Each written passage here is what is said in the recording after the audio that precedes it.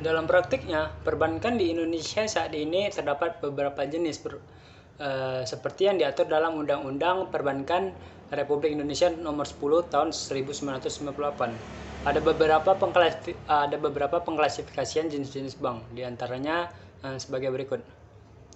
Pertama, jenis perbankan berdasarkan fungsi yang terdiri dari 3. Yang pertama bank sentral, bank umum, dan bank perkreditan rakyat.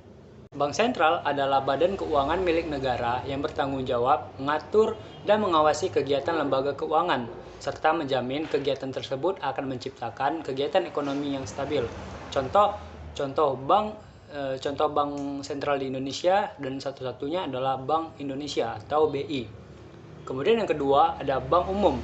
Bank umum adalah bank yang melaksanakan kegiatan usaha perbankan secara konvensional maupun secara prinsip syariah yang kegiatannya memberikan jasa dalam lalu lintas pembayaran.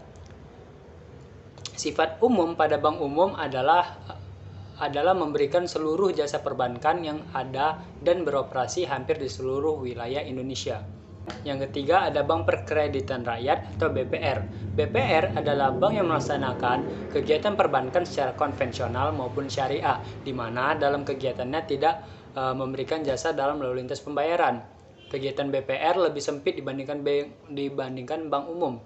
BPR hanya menghimpun dana dan penyaluran dana saja. Bahkan dalam menghimpun dana, BPR tidak boleh menerima simpanan giro. Yang kedua adalah jenis bank dilihat dari kepemilikannya. Yang pertama, ada bank milik pemerintah, contohnya seperti BRI, BNI, Mandiri, BTN. Kemudian selain bank-bank itu, ada juga bank yang dimiliki oleh pemerintahan daerah. Contohnya itu Bank Sumut, Bank Kaltim, Bank Papua, dan lain-lainnya. Bank milik pemerintah daerah ini adalah bank yang modalnya berasal dan dikelola oleh pemerintahan daerah tersebut. Kemudian, yang kedua ada bank milik swasta nasional. Bank ini merupakan bank yang seluruh atau sebagian sahamnya dimiliki oleh swasta. Contohnya itu Bank BCA, Bank Danamon, Bank Mega, Muamalat, dan lain-lainnya. Yang ketiga ada bank milik koperasi. Yang ketiga adalah bank milik koperasi. Bank ini merupakan bank yang kepemilikan sahamnya dimiliki oleh perusahaan yang berbadan hukum koperasi. Contoh bank jenis ini adalah Bank Umum Koperasi Indonesia atau Bukopin. Yang keempat, ada bank milik asing. Bank jenis ini merupakan cabang dari bank yang ada di luar negeri, baik itu milik swasta asing ataupun pemerintahan asing. Contohnya itu Standard Chartered dan juga American Express Bank. Kemudian yang kelima ada bank milik campuran. Kepemilikan saham pada bank campuran dimiliki oleh pihak asing dan juga pihak swasta nasional. Kepemilikan sahamnya secara mayoritas dipegang oleh warga negara Indonesia. Contoh dari bank ini ada Inkbank dan juga Inter-Pacific Bank. Kemudian jenis bank selanjutnya itu ada yang dilihat dari segi status. Jenis bank dilihat dari segi status ada dua. Yang pertama itu bank devisa, yaitu bank yang dapat melaksanakan transaksi-transaksi luar negeri yang berhubungan dengan mata uang asing secara keseluruhan. Kemudian ada juga bank non devisa, yaitu bank yang belum mempunyai izin untuk melaksanakan transaksi sebagai bank devisa, sehingga tidak dapat melaksanakan transaksi seperti halnya bank devisa.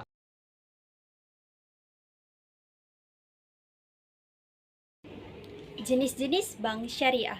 Bank syariah merupakan lembaga keuangan yang sangat dibutuhkan oleh masyarakat, yang mana perbankan syariah dapat membantu masyarakat dalam melakukan transaksi keuangan maupun transaksi perbankan lainnya. Beberapa perbankan syariah menawarkan semua produk perbankan, namun ada beberapa perbankan syariah yang hanya menawarkan beberapa produk. Produk dan jasa bank syariah bisa diberikan kepada masyarakat itu sesuai dengan jenis banknya. Nah, jenis-jenis bank syariah ada 3. Yang pertama, bank umum syariah. Bank umum syariah adalah suatu bank yang seluruh rangkaian kegiatannya itu berdasarkan dengan prinsip syariah, yang mana kegiatannya itu memberikan jasa lalu lintas pembayaran. Bank umum syariah ini juga biasa disebut dengan full branch. Mengapa? Karena kegiatannya itu tidak di bawah koordinasi dari bank konvensional, tetapi aktivitas serta pelaporannya itu juga jauh terpisah dari bank induknya. Kemudian ada beberapa contoh daripada bank umum syariah ini, yaitu PT Bank Muamalah Syariah, PT Syariah Mandiri, PT BRI Syariah, PT Bank BNI Syariah, PT Bank BCA Syariah, serta sebagainya. Jenis bank syariah yang kedua yaitu Bank Pembiayaan Rakyat Syariah atau BPRS. BPRS ini kegiatannya tidak dalam jasa dalam lalu lintas pembayaran. BPRS ini tidak diizinkan untuk membuka kantor cabang, kantor perwakilan maupun jenis kantor lainnya di luar negeri. Serta BPRS ini tidak bisa dikonversi menjadi bank perkreditan rakyat. Bentuk badan daripada BPRS ini adalah perseroan terbatas. Struktur organisasi daripada BPRS ini ada yang namanya Dewan Pengawas, yang dimana Dewan Pengawas ini bertugas untuk memberikan saran, nasihat, serta melakukan pengawasan di dalam kegiatan BPRS agar selalu sesuai dengan prinsip syariah. Jenis bank syariah yang ketiga yaitu unit usaha syariah. Unit usaha syariah ini merupakan unit usaha yang dibentuk oleh bank konvensional, tetapi kegiatannya tetap sesuai dengan prinsip syariah, serta kegiatannya itu dengan melakukan lalu lintas pembayaran.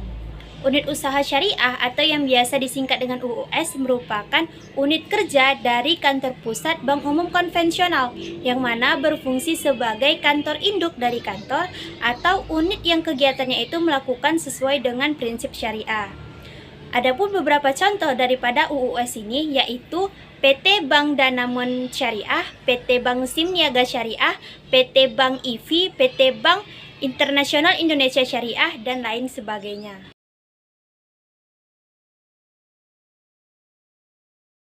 Baiklah, setelah mendengarkan penjelasan sebelumnya, kita sudah mengetahui apa itu bank syariah.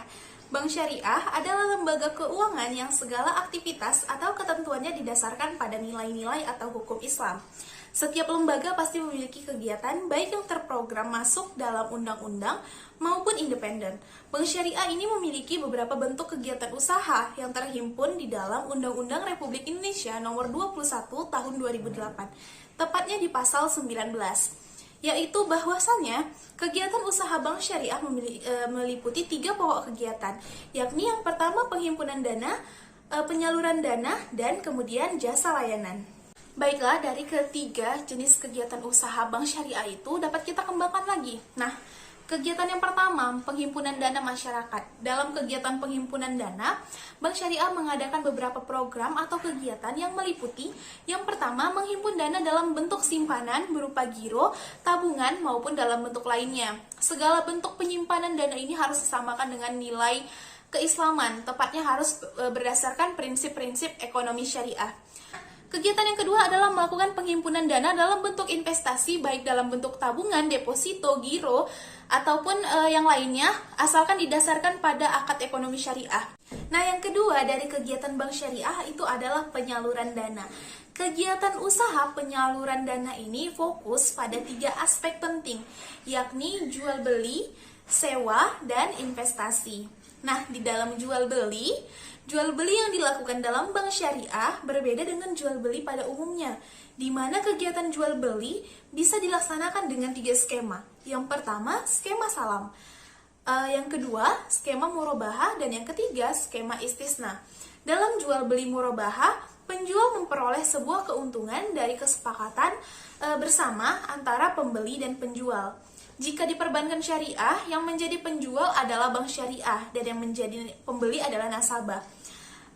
Sedangkan untuk skema salam, pelunasan pembayaran harus dilaksanakan sebelum barang atau produk sampai pada tangan pembeli. Nah, kalau di skema istisna, merupakan jual beli dalam penjual melaksanakan apa yang diminta oleh pembeli. Bisa dibilang pembeli merupakan salah satu fokus utama bagi penjual. Yang ketiga dari jenis kegiatan usaha bank syariah adalah servis atau layanan. Nah, di layanan ini ada beberapa kegiatan. Misalnya yang pertama, melaksanakan pengambil alihan atau pemindahan tangan atas suatu hutang berupa akad hawalah. Yang kedua, memberlakukan dan usaha pengandaan kartu debit ataupun kartu pembiayaan yang berdasarkan prinsip syariah. Yang ketiga, melakukan pembelian penjualan serta memberikan jaminan kepada pihak ketiga atas risiko yang timbul didasarkan prinsip syariah seperti ijarah, musyarakah, mudharabah, kafalah, dan lainnya. Yang keempat, melaksanakan pembelian atas surat-surat berharga dengan prinsip syariah. Yang kelima, menerima pembayaran atas tagihan dari surat berharga serta melaksanakan perhitungan dengan pihak ketiga. Yang keenam, memberlakukan sistem atau program penitipan dalam bentuk apapun dengan prinsip syariah. Yang ketujuh, mempersiapkan dan menyediakan tempat atau ruang bagi penyimpanan barang serta surat-surat berharga didasarkan prinsip syariah juga. Yang kedelapan, melakukan kegiatan pemindah uang untuk kepentingan mandiri dan nasabah. Yang kesembilan, memberlakukan atau menjalankan fungsi sebagai sebuah pihak yang menjadi wali amanat berdasarkan akad wakalah. Dan yang terakhir adalah menyediakan sebuah fasilitas berupa surat kredit atau berupa bank yang memberikan garansi berdasarkan atas prinsip-prinsip syariah yang baik.